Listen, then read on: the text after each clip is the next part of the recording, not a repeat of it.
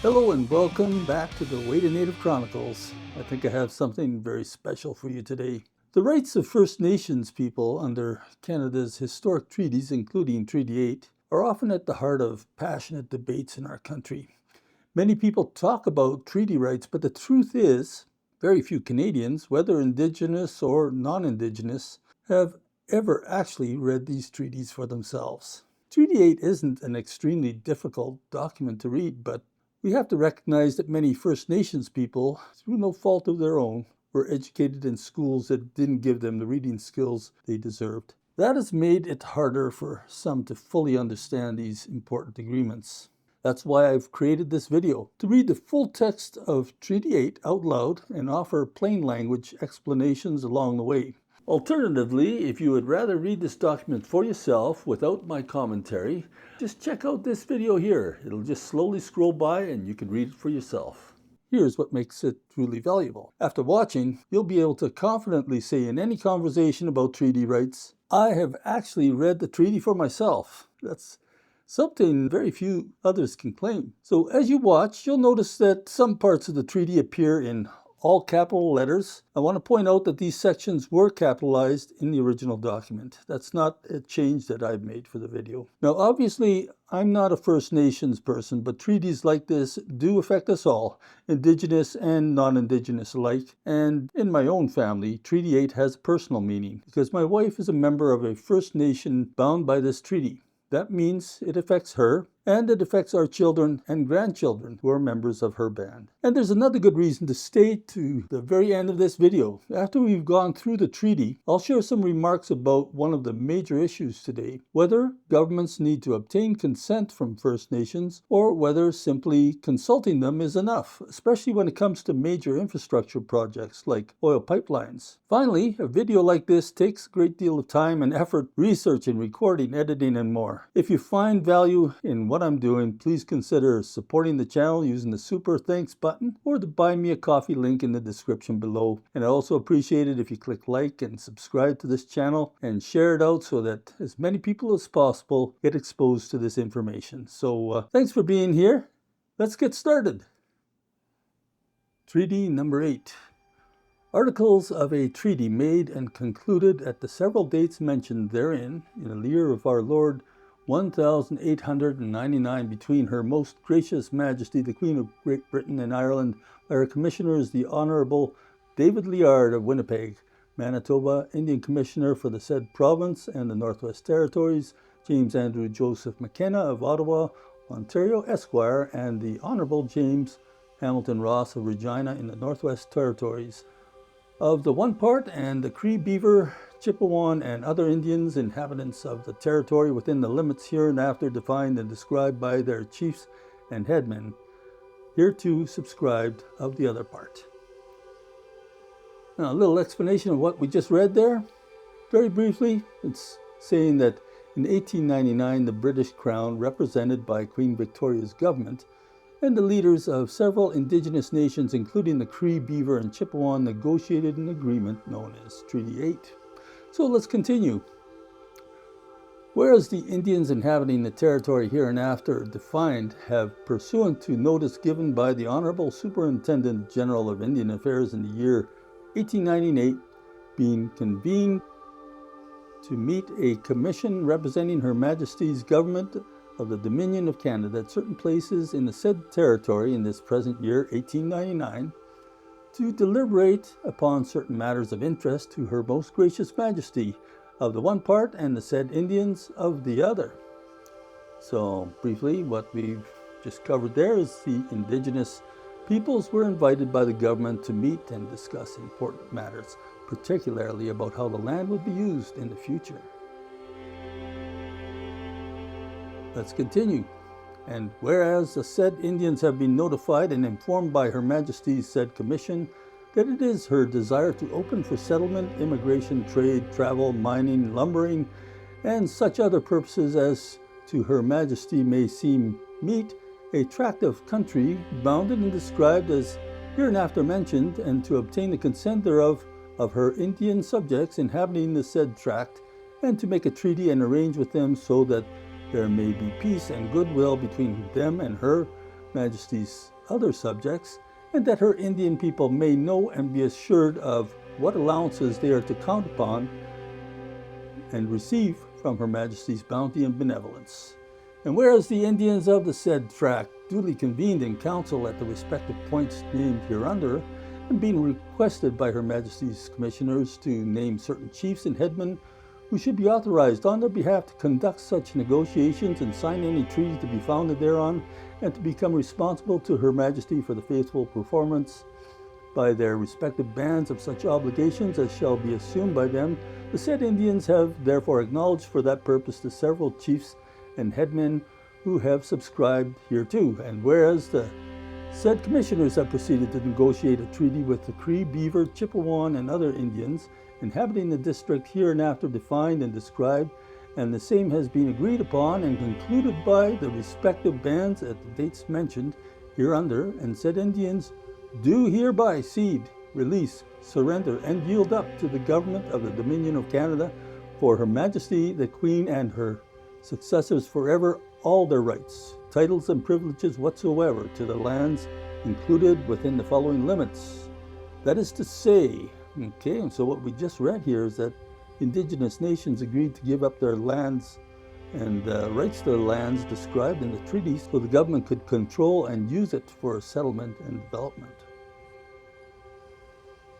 Commencing at the source of the main branch of the Red Deer River in Alberta, thence due west to the central range of the Rocky Mountains, thence northwesterly along the said range to the point where it intersects the 60th parallel of north latitude, thence east along said parallel to the point where it intersects a river, thence northeasterly down said river to the south shore of Great Slave Lake, thence along the said shore northeasterly, and including such rights to the islands in said lakes as the Indians mentioned in the treaty may possess, and thence easterly and northeasterly along the south shores of Christie's Bay and McLeod's Bay to Old Fort Reliance, thence southwesterly to the stream from Cree Lake, thence including said lake, southwesterly along the height of land between the Athabasca and Churchill rivers to where it intersects the northern boundary of Treaty 6, and along the said boundary easterly, northerly, and southwesterly to the place of commencement, and also the said Indian rights, titles, and privileges whatsoever to all other lands wherever situated in the Northwest Territories, British Columbia, or in any other portion of the Dominion of Canada, to have and to hold the same to Her Majesty the Queen and her successors forever. This section defines a massive territory, about 840,000 square kilometers, covering parts of Alberta, British Columbia, Saskatchewan, and the Northwest Territories. Okay, let's continue.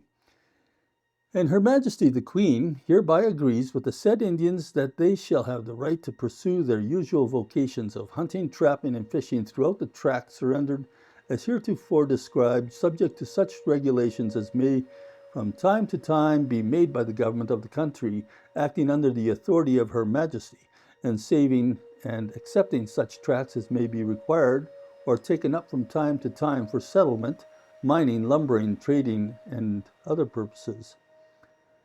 So here we just read that the First Nations retained the right to continue their traditional activities, hunting, fishing, and trapping, except in areas that might be developed or settled by others.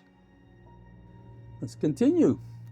And Her Majesty the Queen hereby agrees and undertakes to lay aside reserves for such bands as desire reserves, the same not to exceed in all 1 square mile for each family of 5 for such number of families as may elect to reside on reserves, or in that proportion for larger or smaller families, and for such families or individual Indians as may prefer to live apart from band reserves.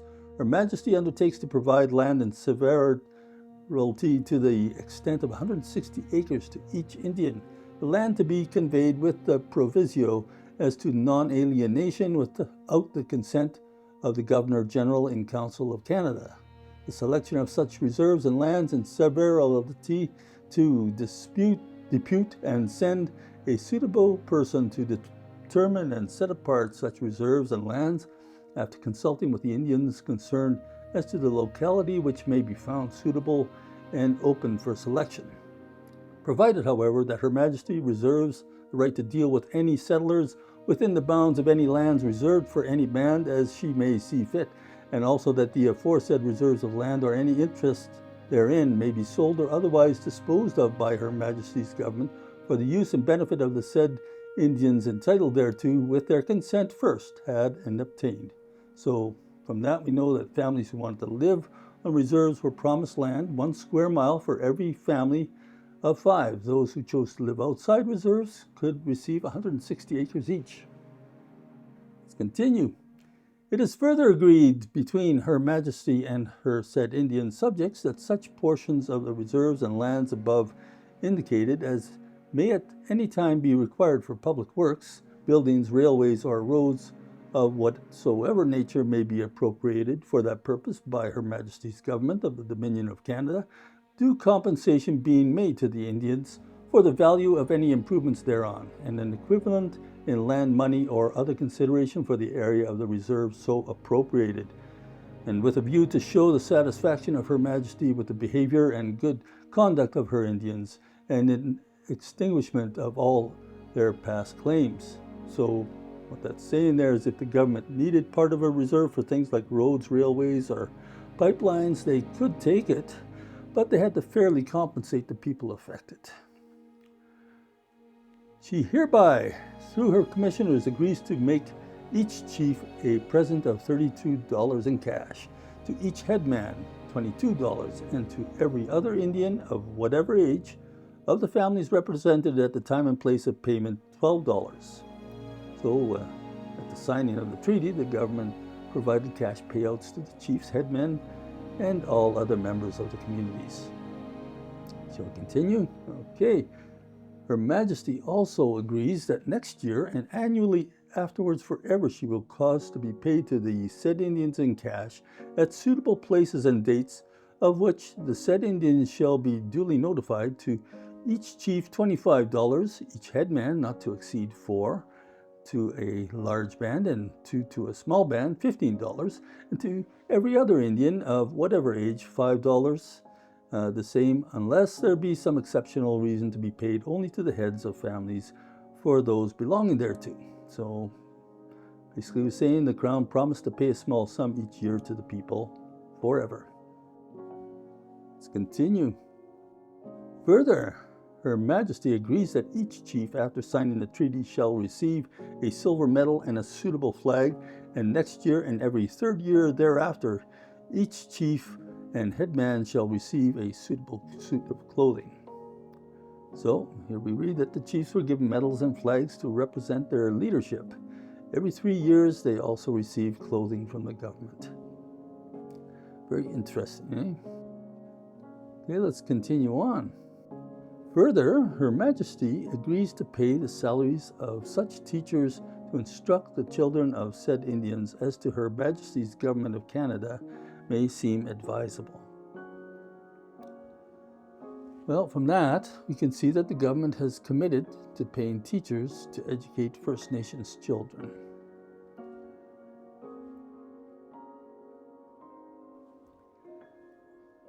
Okay, shall we continue on here? Well, that's where the guaranteed education comes in, eh? But now we get into some more stuff.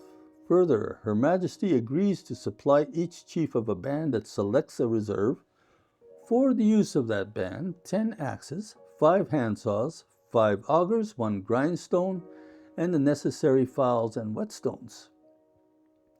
Further, Her Majesty agrees that each band that elects to take a reserve and cultivate the soil shall, as soon as convenient, after such reserve is set aside and settled upon, and the band has signified its choice and is prepared to break up the soil, receive 2 hoes, 1 spade, 1 scythe, and 2 forks for every family so settled, and for every 3 families 1 plow and 1 harrow, and to the chief for the use of his band 2 horses or a yoke of oxen, and for each band potatoes, barley, oats, and wheat, if such seed be suited to the locality of the reserve, to plant the land actually broken up, and provisions for 1 month in the spring for several years while planting such seeds, and to every family 1 cow, and every chief 1 bull, and 1 mowing machine, and 1 reaper for the use of his band when it is ready for them. For such families has preferred to raise stock instead of cultivating the soil, every family of 5 persons, 2 cows, and every chief 2 bulls and 2 mowing machines when ready for their use, and a like proportion for smaller or larger families. The aforesaid articles, machines, and cattle to be given one for all for the encouragement of agriculture and stock raising, and for the bands as prefer to continue hunting and fishing, as much ammunition and twine for making nets annually as will amount in value to $1 per head of the family so engaged in hunting and fishing. So from this we can see that tools, seeds, and livestock were promised to support families who wanted to farm or raise animals. Those who wished to continue hunting and fishing were promised supplies for that as well. Let's continue. And the undersigned Cree, Beaver, Chippewa, and other Indian chiefs and headmen, on their own behalf and on behalf of all the Indians whom they represent, do hereby solemnly promise and engage to strictly observe this treaty, and also to conduct and behave themselves as good and loyal subjects of Her Majesty the Queen. They promise and engage that they will, in all respects, obey and abide by the law, that they will maintain peace between each other and between themselves and other tribes of Indians, and between themselves and others of Her Majesty's subjects, whether Indians, half-breeds, or whites, this year inhabiting and hereafter to inhabit any part of the said ceded territory, and that they will not molest the person or property of any inhabitant of such ceded tract or of any other district or county, or interfere with or trouble any person passing or traveling through the said tract or any part thereof, and they will assist the officers of Her Majesty in bringing to justice and punishment any Indian offending against the stipulations of this treaty or infringing the law in force in the country so ceded. So from this, First Nations leaders pledged to honor the treaty, to follow Canadian law, and promote peace among their people and with settlers. Now we get down to just the final part here, in witness whereof Her Majesty's said commissioners and the Cree chief and headman of Lesser Slave Lake and the adjacent territory have hereunto set their hands at Lesser Slave Lake on the 21st day of June in the year herein first above written, signed by the parties hereto in the presence of the undersigned witnesses, the same having been first explained to the Indians by Albert Tate and Samuel Cunningham, interpreters. And then what follows, which I don't show here, is a list of the signatories and either their signatures or their marks. And it goes on to say, in witness thereof, the chairman of Her Majesty's commissioners and the headman of the Indians of Peace River Landing and the adjacent territory. And then the document kind of continues on with lists of more signatories to the treaty. So the explanation basically there is that both the government's representatives and the Indigenous leaders signed the treaty, making the agreement official. There you have it. Thank you for taking the time to watch this video and listen to the original words of Treaty 8, along with the explanations I've shared along the way. By hearing and seeing the actual text of the treaty, you now have a clearer sense of what was promised and what wasn't. You're in a position that few people are now, because you can confidently say, I've read the treaty for myself. One part that really continues to shape discussions today is where the treaty says that the First Nations people cede, release, surrender, and yield up all rights, titles, and privileges whatsoever to the lands. That's the foundation the government has long relied on when approving things like pipelines or a resource project on Treaty 8 territory. But today, many Indigenous leaders point to the United Nations Declaration on the Rights of Indigenous Peoples, or UNDRIP as it's called, which Canada has endorsed. UNDRIP introduces the idea of free, prior, and informed consent. That's different from the older idea of simply consulting Indigenous communities before moving forward. It means that First Nations should have the right to say yes or no to projects that affect their lands.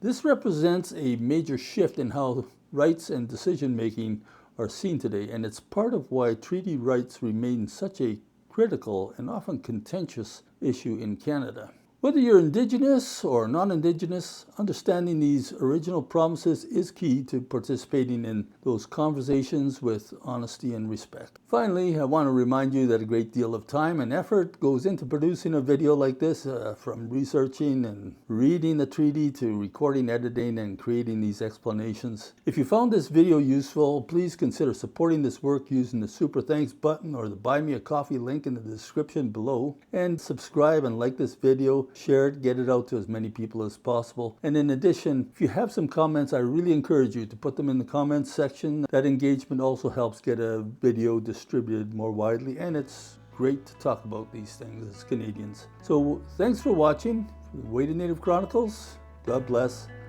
and I'll catch you next time.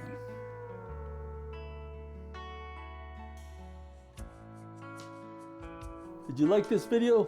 If you did, I think you're gonna like this one right over here. So check it out.